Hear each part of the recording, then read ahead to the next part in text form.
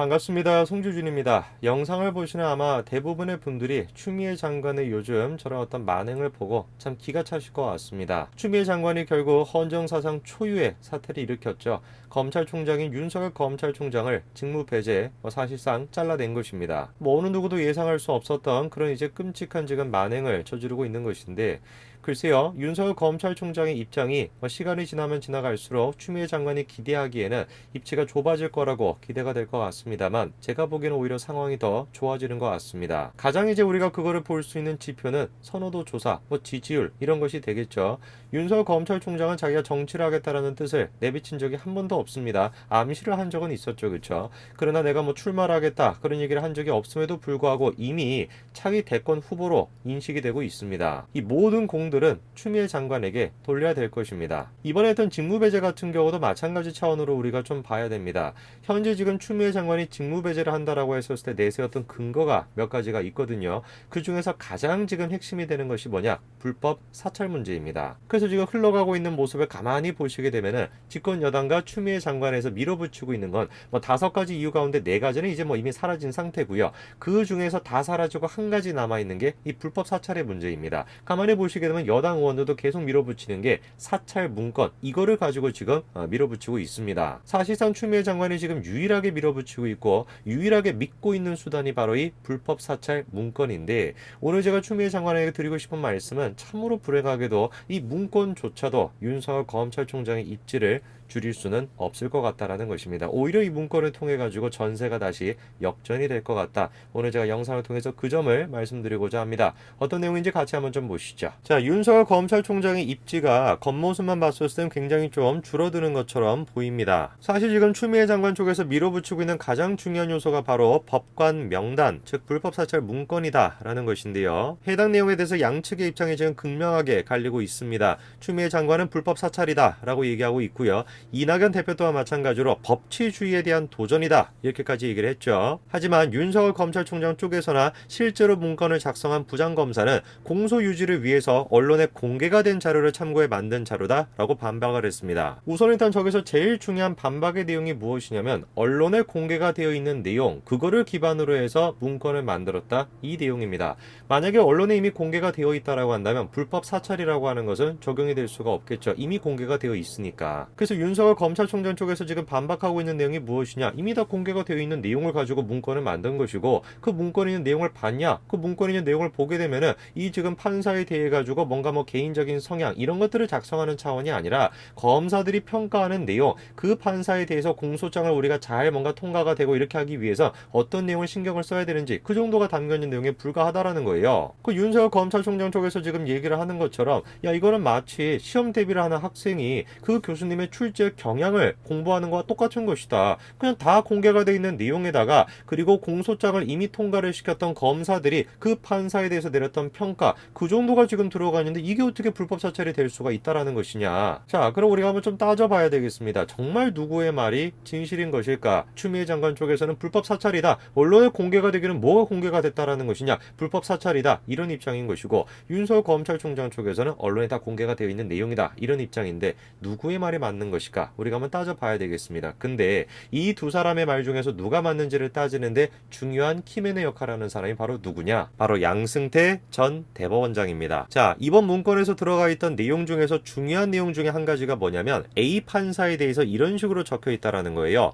행정처 16년도 무리야기 법관 리스트에 포함이라고 하는 내용이 들어가 있다라는 겁니다. 무리야기 법관 리스트, 여러분 혹시 이거 기억나십니까? 양승태 대법원장에 대해 가지고 무슨 사법농단이다, 무슨 판사 블랙리스트다, 이런 얘기는 기억나시죠, 그렇죠? 그 얘기가 바로 무리야기 법관 리스트, 그거를 지금 얘기하는 겁니다. 그 한마디로 얘기해서 양승태 대법원장 시절에 무리야기 법관 리스트 이런 것들을 만들어 가지고 판사 리스트를 정리하고, 그렇게 리스트에 올라가 있는 판사들에 대해 가지고 뭔가 불이익을 주거나 그랬던 거 아니냐, 그게 이제 사법농단의 핵심입니다. 자, 그러면 질문이 들은 거는 이겁니다. 현재 지금 2020년입니다. 양승태 그 사건 같은 경우는 2016년 아닙니까? 4년 가까이 시간이 지난 지금 시점에서 현재 지금 윤석열 검찰총장 쪽에서 작성했다라고 하는 그 문건에 A 판사에 대해 가지고 무리야기 법관 리스트에 포함되어 있습니다 라고 하는 문구가 들어가 있는 게 도대체 뭐가 문제라는 것일까요? 무리야기 법관 명단은 양승태 전 대법원장을 수사한 소수의 검사와 당시 법원의 문건 작성자를 제외하고는 알려지지 않은 내용이라는 것이에요. 한마디로 얘기해서 윤석열 검찰총장에서 반박했던 내용이 무엇이었습니까? 야, 이거는 지금 언론 쪽에 다 공개가 되어 있는 내용이다. 그거를 기반해가지고 작성을 한 거기 때문에 불법 사찰이 아니다. 이런 논리 아니었습니까? 그런데 무리야기 법관 리스트에 들어가 있다라고 하는 내용은 알 수가 없는 내용이라는 거예요. 왜? 이게 지금 언론 보도가 안 되었었기 때문에 양승태 대법원장의 그 사건, 그거를 담당했던 소수의 검사들을 제외하고는 해당 내용을 검찰 내부에서도 아는 사람이 없다라는 겁니다. 그런데 그거를 어떻게 대검 쪽에서 알아가지고 무리야기 법관 리스트에 이 판사가 들어가 있었습니다 라고 하는 내용을 적시할 수가 있냐? 이것이야말로 불법 사찰 아니냐? 이게 지금 추미애 장관 쪽의 논리인 것입니다. 사법농단이 터졌을 때도 당시 검찰 수사팀도 무리야기 법관 문건을 확보하면서 보안에 각별히 주의를 기울였었거든요. 문건이 공개가 될 경우에 해당 문건에 이름이 오른 판사들에게 언제 어떻게 불이익이 가해질지 모르기 때문에 당연히 주의를 가했던 것이죠. 그래서 그 문건을 검찰에 뺏긴 법원 행정처도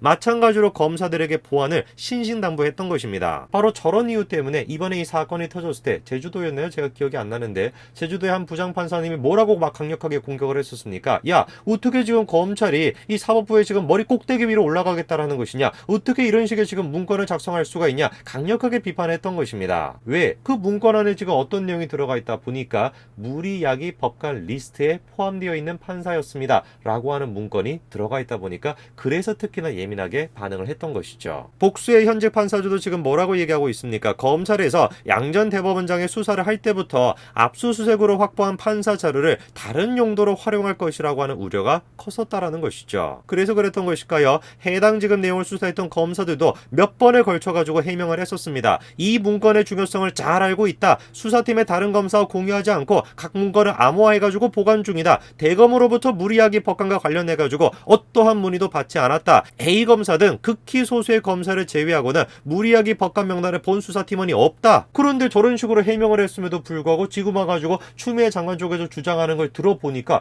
야, 이거 뭐냐? 너네도 그렇게 안 알려줬다라고 하지 않았냐? 암호화해가지고 지켰다라고 하지 않았냐? 그런데 이제 와서 보니까 검찰에서 그거를 다 공유하고 있었던 거네 라고 지금 이제 판사님들이 분노를 하고 있는 것이죠. 그러다 보니까 검찰이 지금 사법부의 머리 꼭대기로 올라가겠다라는 거 아니냐? 그런 얘기가 지금 나오는 겁니다. 분명히 조금 이상하기는 합니다. 몇 차례 걸쳐가지고 지금 해명하지 않았습니까? 암호화까지 했다. 대검 쪽에 연락도 하지 않았다. 수사를 지금 담당했던 검사들 중에서도 극소수밖에 모른다. 몇 차례에 걸쳐가지고 해명을 했어요. 그런데 어떻게 이번에 등장한 문건에는 A 판사는 무리야기 법관 리스트에 포함되어 있던 사람입니다. 이런 식의 말이 들어갈 수가 있었던 것일까요? 이 내용만 지금 보고 있으면은 검찰 쪽에서 저렇게 해명을 했던 거와는 다르게 저 무리야기 법관 리스트가 공공연하게 공유가 되어 있었다. 이렇게밖에 생각을 못하는 거 아니겠습니까? 하지만 진실은 당연히 다른 데 있습니다. 사건의 지금 열쇠는 양승태 전 대법원을 담당했던 변호사로 갑니다. 이 변호사는 지난해 양 전 대법원장 재판부에 무리야기 법관, 즉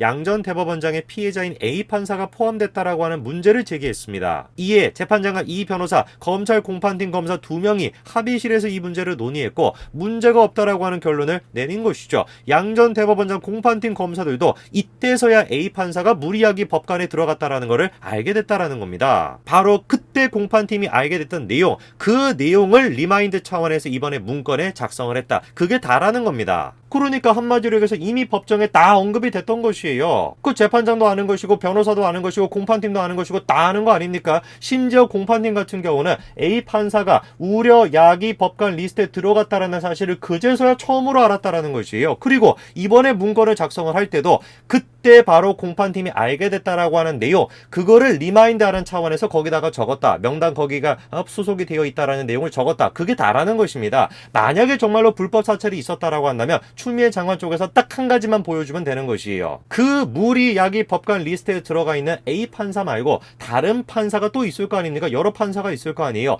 그 판사에 대한 내용도 마찬가지로 이번에 문제 삼고 있는 그 문건에 들어가 있다라고 한다면, 그렇다라고 한다면 정말로 지금 문제가 될 수가 있겠죠. 정말로 불법 사찰이 될 수 있겠죠. 언론에도 공개가 되지 않았고 아무도 모르는 내용인데 그거를 갖다가 대검 지금 그 문건에 작성이 돼 있다라고 한다면 정말 그거는 불법 사찰이 되는 거 아니겠습니까? 그거 딱 한 명만 보여주시면 됩니다. A 판사 제외하고 재판 과정을 통해 가지고 모두가 알게 됐던 그 A 판사를 제외한 다른 판사가 이번에 작성한 문건에 누가 나와 있는지 그것만 얘기해 주세요. 얘기 못 하시겠죠? 없으니까. 당연히 그래서도 지금 어떤 지적이 나오는 겁니까? 법정에서 이미 언급된 내용을 전달받은 정도라고 한다면 사찰이라고 보기 어렵다라는 것이죠. 당연히 그렇게 보기 어렵죠. 다 공개가 되어 있는 내용이고 다 지금 재판 과정까지 다 거친 것인데 그거를 지금 문건에다 작성했다는 게 뭐가 문제가 되겠습니까? 전혀 문제가 되지가 않겠죠. 이로써 지금 추미애 장관 쪽에서 밀어붙이고 있었던 유일한 카드라고 할 수 있는 그 불법 사찰, 그것조차도 이번에 무너진 것 같습니다. 그래서요,